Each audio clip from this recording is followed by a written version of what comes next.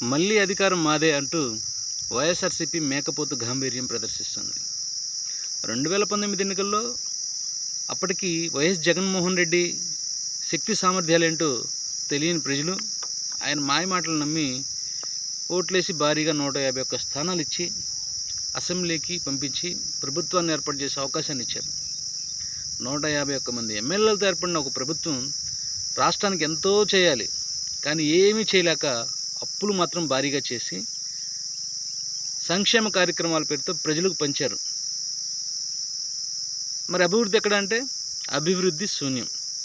మాటల్లో చెప్తున్నారు కానీ చేతల్లో ఎక్కడ కనిపించలేదు. మరి ఈ ఎన్నికల్లో కూడా 151 స్థానాలు వస్తాయని చెప్తూ 150కి పైగా స్థానాలు వస్తాయంటూ మళ్ళీ మేకపోతు గాంభీర్యం ప్రదర్శిస్తున్నారు. ఎందుకంటే అవినీతి సొమ్మును విచ్చలవిడిగా పంచాం కాబట్టి ప్రజలు మళ్ళీ ఓట్లు వేస్తారేమో, వేసి ఉంటారేమో అని వాళ్ళ ఫీలింగ్.